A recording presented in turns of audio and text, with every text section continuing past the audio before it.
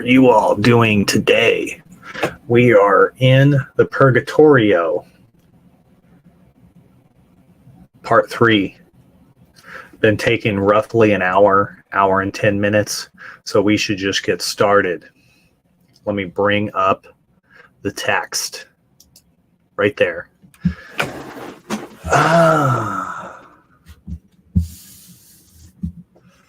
All right.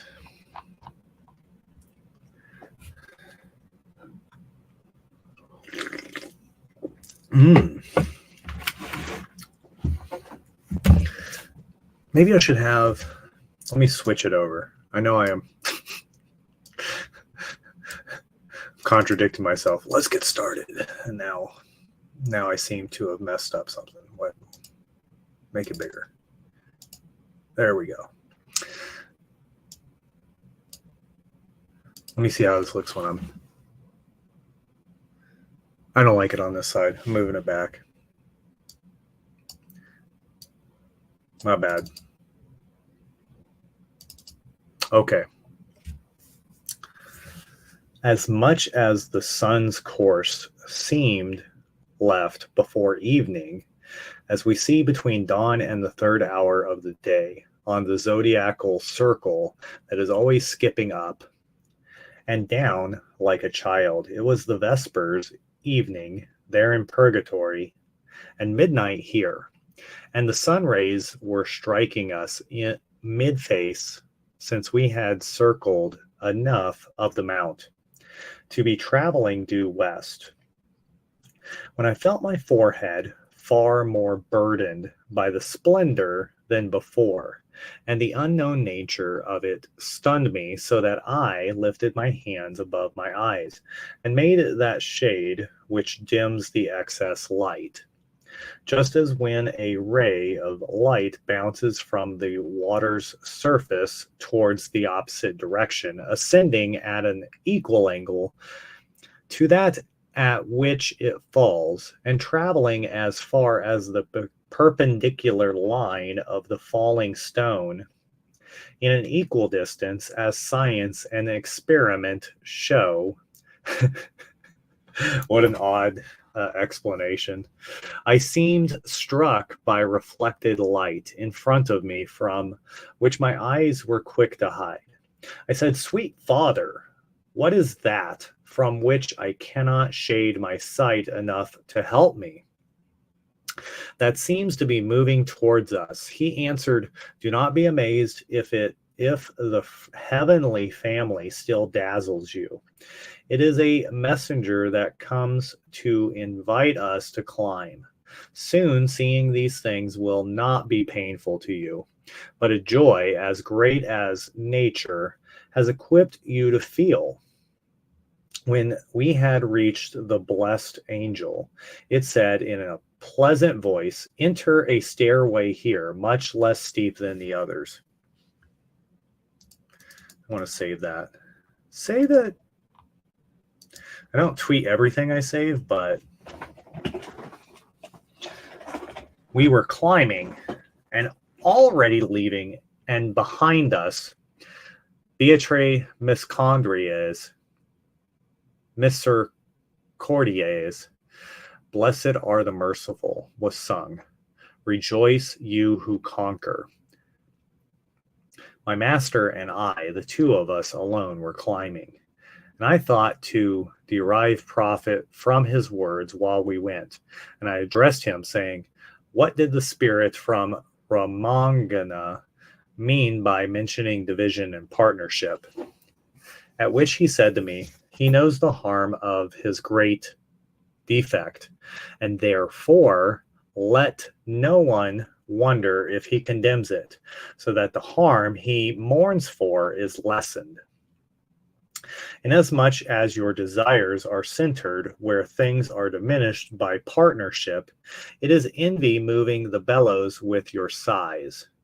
But if the love of the highest sphere drew your desire upward, envious fear would not be core to your heart, since each possesses that much more of the good by the measure of how much how many more, say ours, and so much more love burns in that cloister. I said, I am hungrier by being fed than if I had silent from the start, and I had added more confusion to my mind. How can it be that a shared good makes a greater number of processors rich by it than if it is owed by a few? And he to me, because you fix your eyes again only on earthly things, you produce darkness from true light. That infinite and ineffable good that is up there rushes towards love as a ray of light, rush towards a bright body. The more adore it finds, the more it gives of itself. So that, however far love extends, external good causes its increase. And the more people are up there who understand each other, and the more there are to love truly, and the more love there is, and like a mirror, the one increase reflects the other.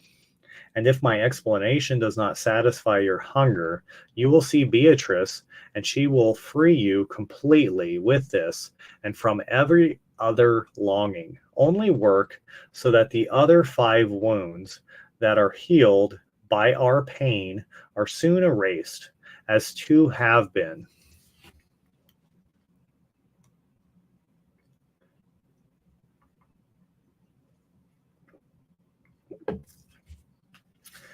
As I was about to say, you have satisfied me, I saw I had arrived on the next terrace, so that my eager gaze made me silent.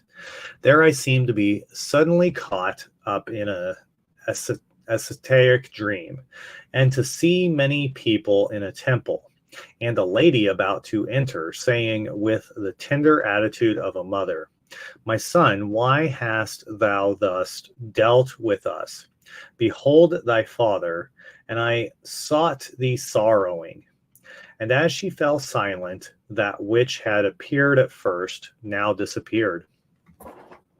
Then another mother appeared to me, with those tears on her cheeks that grief distills, and that well up in someone because of great anger, saying, Oh, Pisistratus, if you are Lord of Athens, the city from which all knowledge shines, and whose naming made such strife between the gods, take revenge on those Asmodeus arms that collapsed our daughter.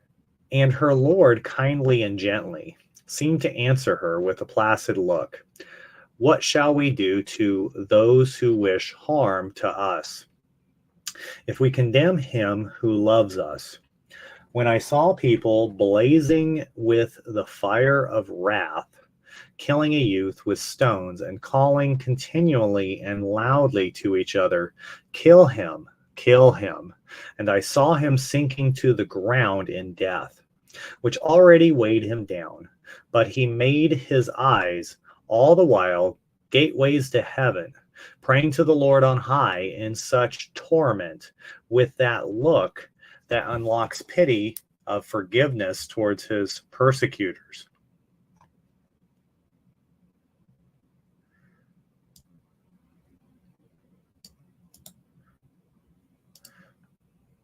There we go.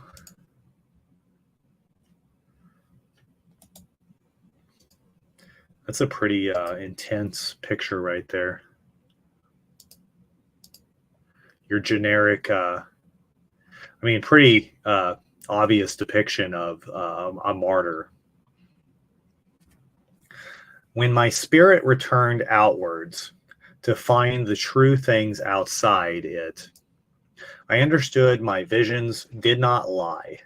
My guide, who could see me acting like a man who frees himself from sleep, said, What is wrong with you?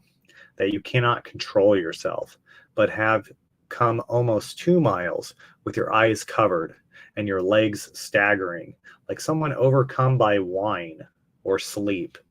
I said, "Oh, sweet Father, if you listen, I will tell you what appeared to me when my legs were pulled from under me."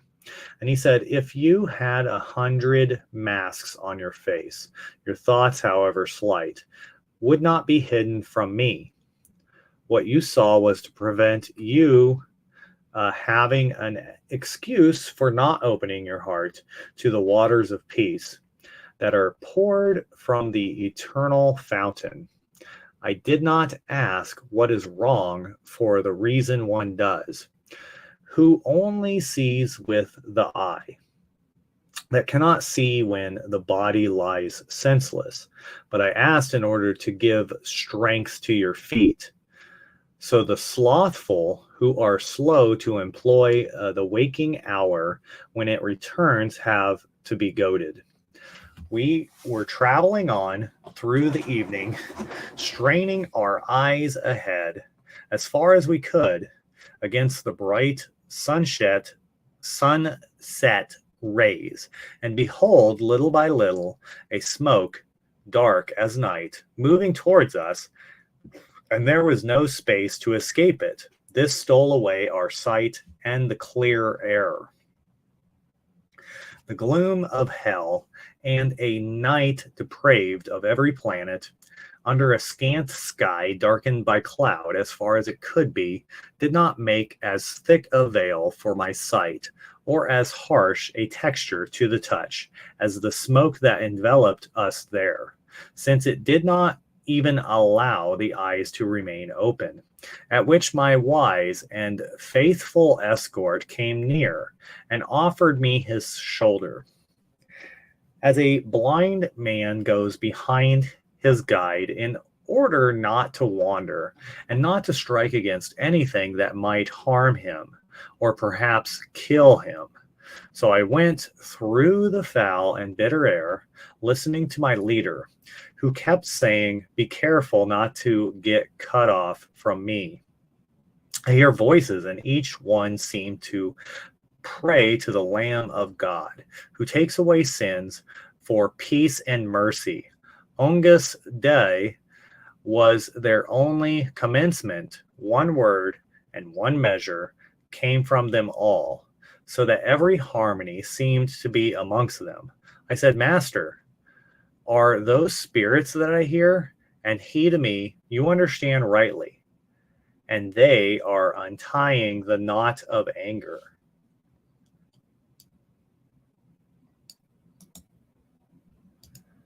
It's an interesting passage. And a voice said, "Now who are you who divide our smoke and talk to us as if you still measure time by months?" At which my master said to me, "You answer and you ask if we should go upwards by this path."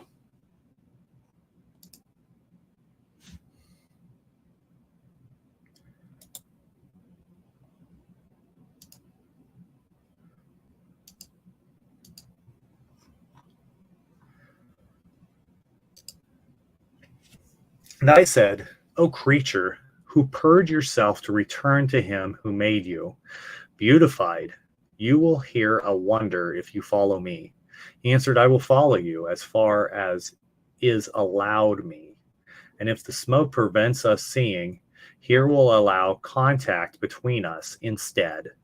So I began, "I am traveling upwards with those garments,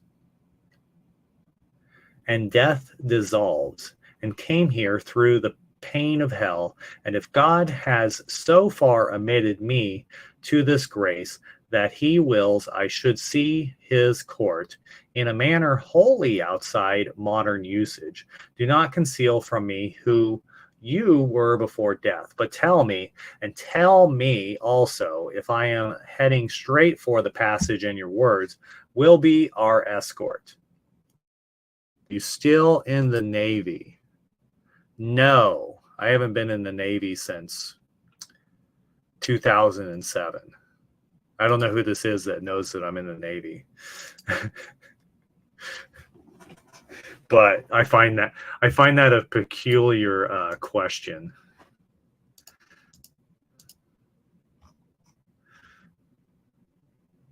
I'm just going to save that whole paragraph. I don't know if I like it. I kind of like it, but I want something to be associated with that picture. Maybe we'll have something down here. He answered, I was Mark, and I was Lombard.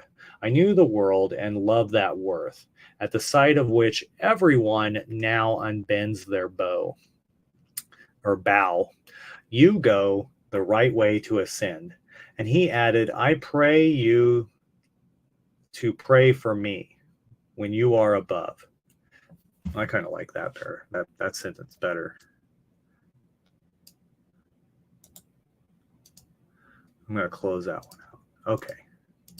And I to him, well, I didn't want that. And I to him, by my faith, I promise you to do what you ask of me. But I am wrung within by doubt if I cannot free myself of it. First it was simple doubt, and now it is redoubled by your speech, strengthening it in me here, along with that which I couple to it from elsewhere. The world is indeed so wholly destitute of every virtue, even as you say, and covered and weighted down with sin. But I beg you to show me the cause, so that I can see it and tell others, since some people place the cause in the sky, and others here below. He first gave a deep sigh, which grief shortened to ah, and then began, brother. Every time I see brother in these sort of like passages, it always makes me think of Hulk Hogan. That's why I was laughing. Okay. Brother, the world is blind, and you come from there indeed. You, the living, refer every cause to the heavens, as though they carried all along with them by necessity. If it were so, free will would be destroyed in you, and there would be no justice in taking delight in good, lamenting evil. The heavens initiate your movements. I do not say all, but even if I said it, you are given a light to know good from evil.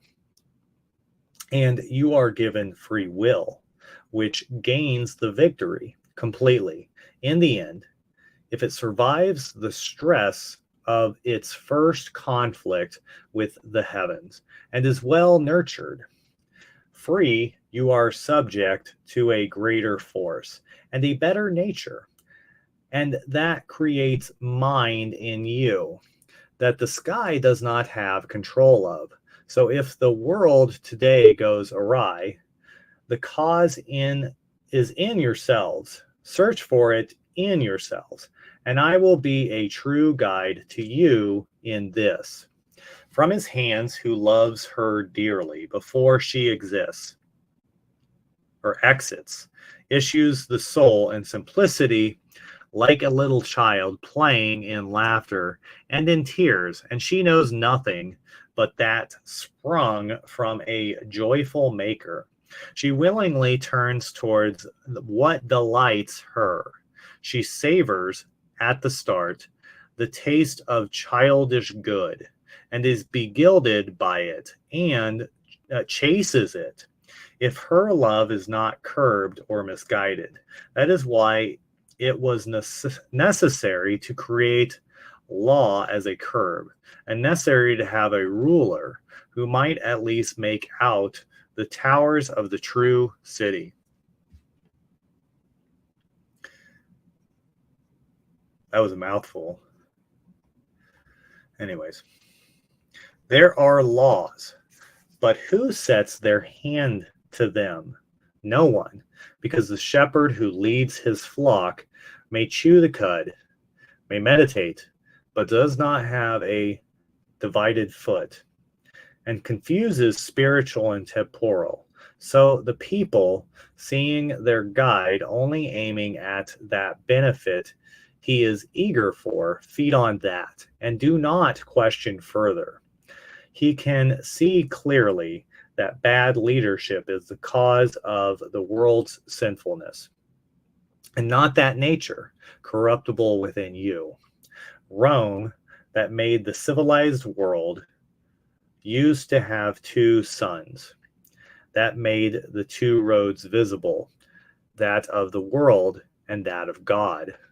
One has quenched the other, and the sword and the shepherd's crook are joined, and the one linked to the other must run to harm, since being joined, one will not fear the other.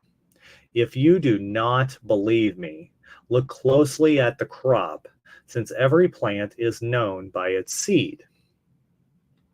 Worth and courtesy used to be found in Lombardy, that land the rivers Po and Adige water, before Frederick faced opposition. Now it can only be crossed in safety by those who, through shame, have ceased to talk to good men or live near them. True, there are three elder statesmen in whom the ancient times reprove the new, and it feels a long time to them before God takes them to a better life. Corrado de Palazzo and the good Gerardo de Camano and and Guido de Castel, who is better named in the French way, the honest Lombard. As of now, say that the Church of Rome, confusing two powers in herself, falls in the mud and fouls herself and her charge. I said, oh, my Mark, you reason clearly, and now I see why the priests, the sons of Levi, were not allowed to inherit. But who is that Gerard, who you say remains as an example of the vanished race, to reprove this barbarous age? He answered, your speech is either meant to deceive me or to test me, since, speaking in Tuscan, you seem to know nothing of the good Gahard. I know him by no other name, unless I were to take one from his daughter Gaia. God be with you, since I come with you no further. I see the light, whitening, shining through the smoke. The angel is there, and I must go before he sees me. So he turned back and would no longer listen.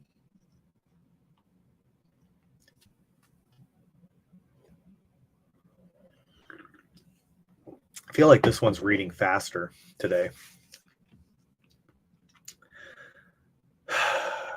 Reader, if a mist has ever caught you in the mountains, through which you saw as a mole does through the skin, remember how the sun's sphere shone feebly through the dense, damp, vaporous as it began to melt away.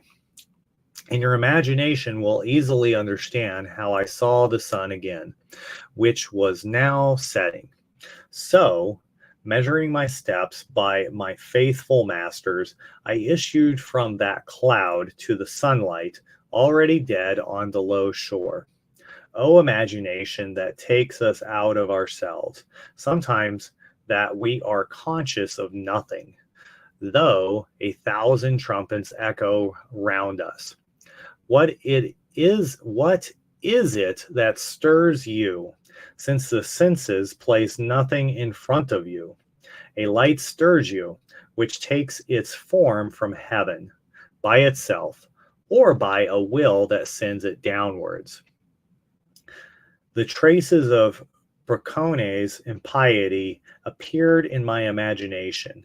She, who charged her form to a nightingale's, the bird that most delights in singing, and here my mind was so absorbed in itself that nothing from outside came to it, or was received in it.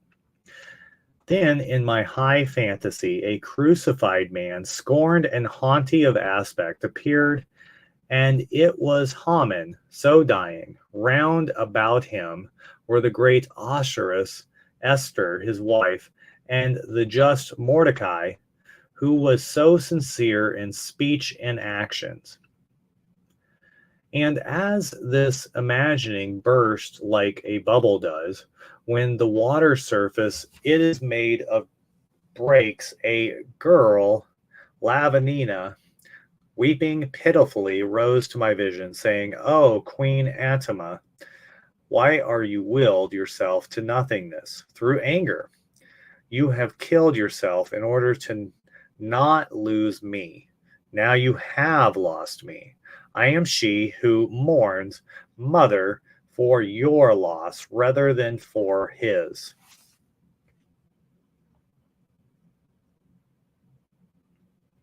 As sleep is broken, when a new light suddenly strikes on the closed eyelids and hovers brokenly before it completely vanishes, so my imaginings were destroyed as soon as light struck my face, light far greater than that which we are used to. I was turning about to see where I was, when a voice which snatched me from any other intention said, "Here you can climb." And it made me want to see who it was who spoke. With that eagerness that never rests till it confronts the other. But my powers failed me there, as at the sun that oppresses our vision and veils his form through excess of light. My leader said, "This is a divine spirit that points us towards the path to climb without our asking and hides itself in its own light. It does towards us what a man does towards himself, since he who sees the need but waits for the request has set himself mainly towards denial. Now let our feet fit the invitation. Let us try to ascend before nightfall, since we cannot then until day returns."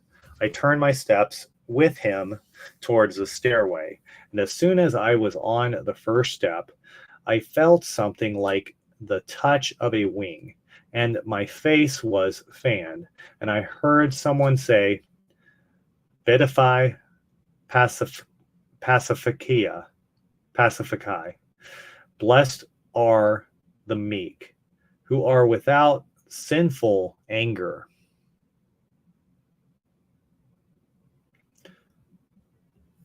All right. Maybe I'm wrong.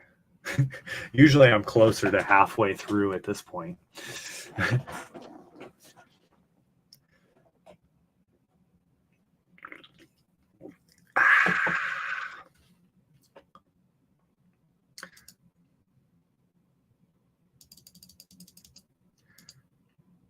All right. Oh, why is it? That's weird. Is the person that asked the question still there? Mad Season? Now, the last rays that night follows are angled so high above us that the stars were appearing on every side. Oh, my powers, why do you ebb away from me like this? I said inside myself, since I felt the strength of my legs vanish. We stood where the stairway went no further, and were aground like a boat that arrives at the shore, and I listened for a while to see if I could hear anything in the new circle. Then turned to my master and said, "My sweet father, say what offense is purged in this circle, where we are. Though our feet are stopped, do not stop your speaking, and heed me. The love of good that fell short of its duties restores itself here. Here, the sinfully lazy or its plied again. But so that you might understand more clearly, turn your mind on me, and you will gather some good fruit from our delay. He began, Son, neither creature nor creator was ever devoid of love, natural or rational, and this you know. The natural is always free of error, but the rational may err because of an evil object or because of too much or too little energy. While it is directed towards the primary virtues, the moderates is aims in the secondary ones. It cannot be the cause of sinful delight, but when it is turned awry towards evil or moves towards the good with more or less attention than it should, the creature works against its creator. So you can understand that love is the seed of each virtue in you, and its errors the seeds of every action that deserves punishment. Now, in that love can never turn its face away from the well being of its object, everything is safe from self-hatred. And because no being can be thought to exist apart, standing separate in itself from the first cause, all affection is prevented from hating him. Whew. I would say this section, section 3 so far, section 2 was like amazing to read. Section 1, I like that one too. This one's like the lull period in the story. I'm sure once we power through this, once we get to 4 and 5, those are going to be the ending. So we're going to have the good stuff there too. But, in a story, this one is like really descriptive technical writing. It follows, if I judge well in my classification, that the evil we desire is due to the presence of our neighbors. And this desire has 3 origins in your clay. There are those who hope to excel through their neighbor's downfall, and because of this alone, want them toppled from their greatness. This is pride. There are those who fear to lose power, influence, fame, or honor because another is preferred, at which they are so saddened they desire the contrary. This is envy. And there are those who seem to so ashamed because of injury that they become eager for revenge, and so are forced to wish another's harm. This is wrath. This threefold desire is lamented below. Now, I want you to understand the other desires which aim towards love is an erroneous manner. Everyone vaguely apprehends a good, where the mind finds rest and desires it. So everyone labors to attain it. If inadequate loves draws you on to sight or attainment of that good, this terrorist torments you for it. Just after just repentance, this is sloth. There is another good which does not make men happy. It is not happiness. It is not the essential good, the root and fruit of all goodness. The love that abandons itself to it excessively is lamented above us on 3 terraces, but how it is separated into 3 divisions I will not say, in order that you search it out for yourself. That was a pretty good paragraph there, but the beginning was like, whew. I know you need to have so that's like what exposition dump, where they're telling you everything about the world all in one concise explanation. And part of that felt pretty good. Part of that was just like, I don't what anyways, let's continue on. The high minded teacher has ended his discourse and was looking at my face attentively to see if I was satisfied. And I, who was tormented by a new thirst, was outwardly silent, but inwardly said, perhaps the extent of my questions annoy him. But the true father, who noticed the hesitant wish that did not show itself, gave me courage to speak by speaking himself.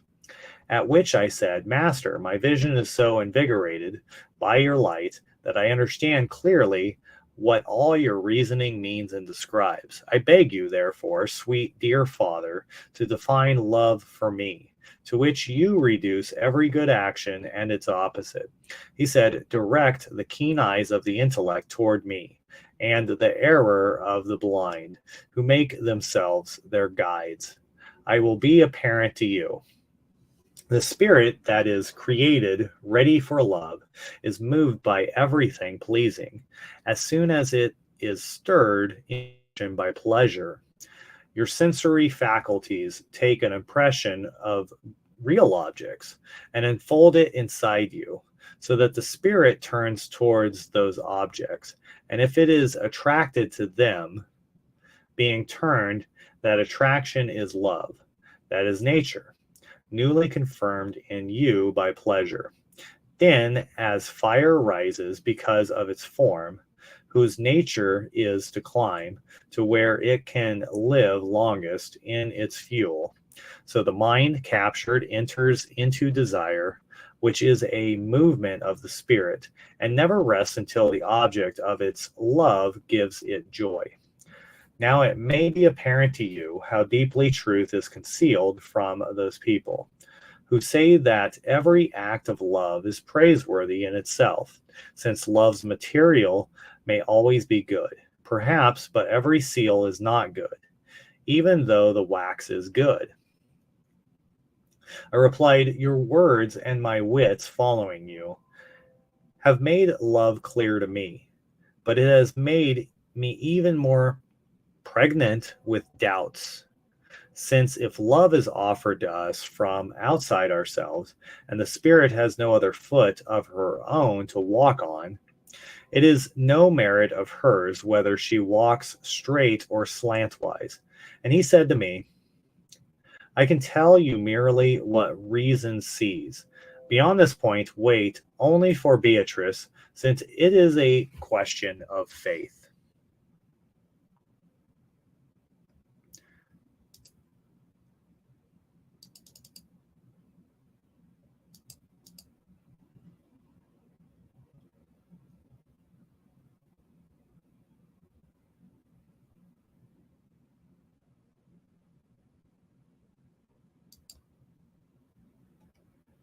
Every living form, which is distinct from matter, but is united to it, has a specific virtue contained in it that is not seen except in its operation, or manifest except by what it affects.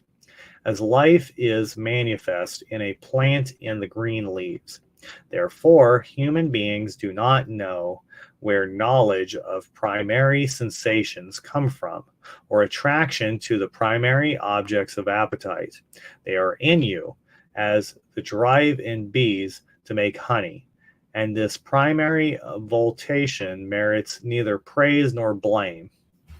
Now, in order that every other voltation may be related to this one, the virtue which allows judgment is innate in you, and ought to guard the threshold of assent. This is the source from which the cause of merit in you derives, according to how it gathers and sieves good and evil desires. Those who went to the foundations of their reasoning recognize this innate freedom, and so their ethics to the world. Therefore, even if you suppose that every love which burns in you rises out of necessity, the power to control it is within you. Beatrice takes free will to be the noble virtue, so to care to have that in mind.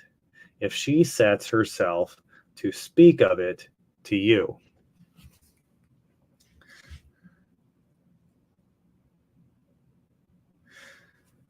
The moon, almost at midnight, shaped like a burning pail, made the stars appear fainter to us, and her track across the heavens in the east was on those paths in Sagittarius that the sun inflames.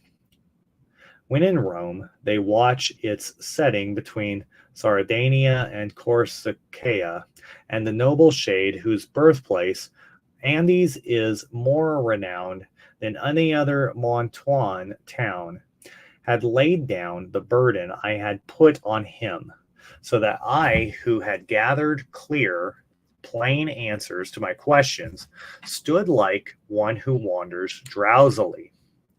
But this drowsiness was suddenly snatched from me by people who had already come round on us from behind our backs. And just as the river Isamenus and Ossipus saw a furious rout at night along their banks when the Thebans called on the help of Bacchus, so along the terrace, quickening their steps, those were approaching, who by what I saw of them, goodwill and just desire rode. They were soon upon us, since all that vast crowd was moving on a run, and two in front were shouting tearfully. Mary ran with haste to the hill country, and Caesar lanced Marseilles and then raced to Spain to subdue Lerida and Catalonia. The rest shouted after that, "Hurry, hurry, do not let time be wasted through lack of love, so that laboring to do well may renew grace."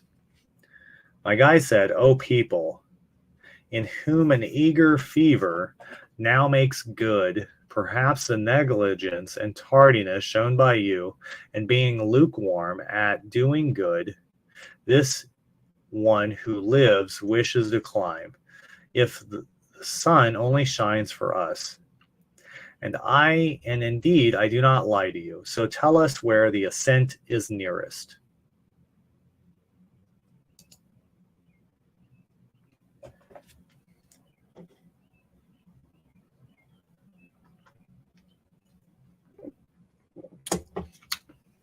I was just thinking about this.